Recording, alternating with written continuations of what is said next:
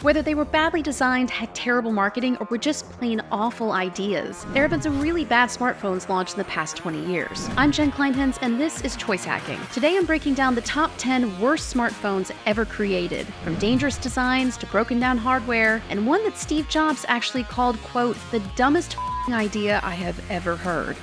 Coming in at number 10 is a phone everyone thought was destined to succeed. In 2014, this company was riding high on the huge success of its tablet, but their CEO had his eyes on an even bigger prize, the smartphone market. So they created a groundbreaking phone and lost $170 million. The company? Amazon. The CEO? Jeff Bezos. And the phone? The Fire Phone. Here's why it was such a huge fail. Everyone thinks of Amazon as being cheap, but the Fire Phone was actually pretty expensive. It launched at $199 with a 2-year AT&T contract, which doesn't seem so bad, but it was about the same price as the iPhone in 2014. It also didn't have any apps. Jeff Bezos wanted to own the App Store for his phone, a lot like Steve Jobs' strategy for the iPhone, but that meant developers had to make different versions of their apps for Apple, Google Play, and the Fire Store. Most of them just didn't see the point. The biggest mistake of all? Lots of Fire's features were about getting people to buy things on Amazon's website. You could use the Fire Phone to scan objects in the real world and then find them on Amazon, but it was solving a problem that nobody cared about.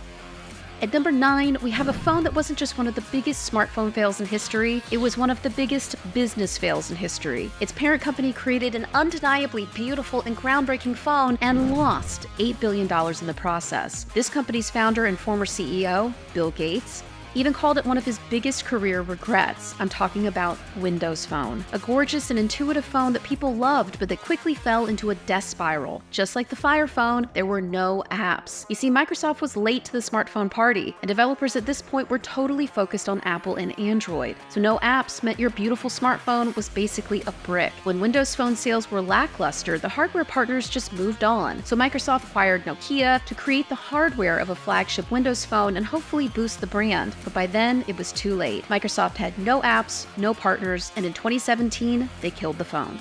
At number 8, we have a phone that was ahead of its time, but turned out to be one of the worst flops in tech history. In 2003, Nokia created one of the first gaming phones ever made, but with a weird taco-like shape and a design that made you literally take the phone apart to change games. It was just a hot mess all around. That's right, I'm talking about the Nokia Engage, a phone so bad that it barely functioned as a gaming console or a phone. The phone was actually designed to compete with the Game Boy Advance, but Nintendo's product ended up outselling the Engage literally 100-1. Unfortunately for Nokia, they made a big bet on this phone, spending millions of dollars on research, development, and marketing, but in the end, they only sold 5,000 units of the Engage in the US, a figure that was so embarrassing that Nokia, for years, claimed publicly that it had sold between 400,000 and 3 million units of the Engage, but it was later revealed Nokia was claiming phones shipped to retailers as sold. Coming in at number 7, this phone was launched in 2013 by one of the world's biggest brands. Its official name was the HTC First, but you probably know it by its more popular name, the Facebook phone. It might surprise you to learn that the Facebook phone wasn't actually a Facebook phone at all. It was basically just an Android skin for your phone's homepage that showed you content that your friends were sharing on Facebook. But the Facebook Home feature was a worse experience than just loading up the Facebook app itself or logging into the website. Not to mention that when you installed Facebook Home, the company could, allegedly, track your every move. It was such a failure that AT&T dropped the price of the phone from $99 to 99 cents less than a month after it launched. At number 6, we have a phone that was a last grasp at market share for a company that once ruled the smartphone world, but that had fallen on hard times. The big square design had some advantages, if you could call them that, like being able to read entire emails without swiping. It was too big to hold to your ear with one hand while you're on a call, so really it was only appealing to business customers who wanted email on the go, which might have been okay because that was this company's main customer base. I'm talking about the Blackberry Passport, a phone with an impractical but innovative design that was so big it was basically an iPad. It sold 250,000 units in the first 6 hours, but it just wasn't enough. Coming in at number 5 is a phone so bad that Steve Jobs called it, quote, the dumbest idea I have ever heard. This phone had a sports news app that delivered scores up to 5 seconds before they were reported on television. Created by Disney in 2005, it wasn't a phone so much as a mobile virtual network operator, whatever that means. That's right, I'm talking about the ESPN phone, called ESPN Mobile. The problem wasn't the idea, it was how much ESPN overestimated demand. They projected 240,000 subscribers, but ended up with less than 10,000.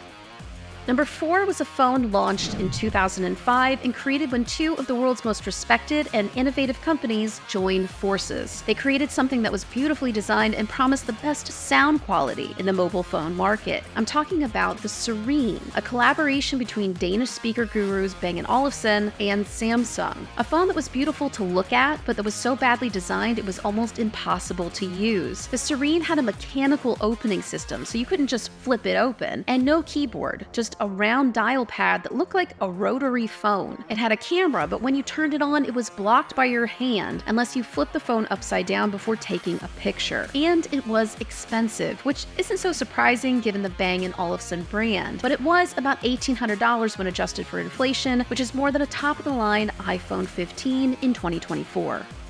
At number 3, we have a phone that was released in 2016 and was outfitted to the teeth with amazing features. It was fast, it was stylish, heck, it even came with a fancy stylus. But there was one extra feature that no one saw coming. Some of these phones would spontaneously burst into flames or even explode. I'm talking about the Samsung Galaxy Note 7, a phone so bad and so dangerous that Samsung eventually released a software update that bricked every phone that hadn't been returned to the manufacturer. Samsung was hit with a whopping $17 billion in lost sales.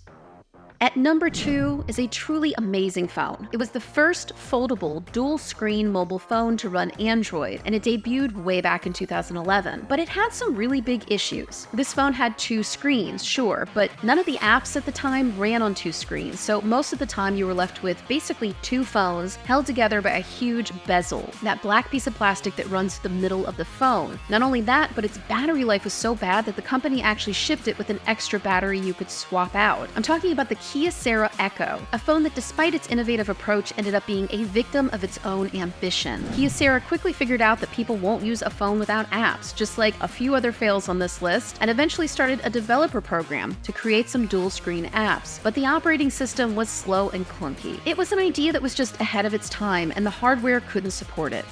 And at number 1, this phone was released in 2008 and included the trifecta of being slow, outdated the day it was released, with terrible battery life. It was supposed to be an iPhone killer, but it was so bad that it killed the company instead. That's right, I'm talking about the Blackberry Storm, a phone that was rushed to market to compete with the iPhone, but ended up destroying BlackBerry's reputation. They had been the undisputed kings of smartphones, and their customer base actually continued to grow for a few more years before succumbing to iPhone and Android.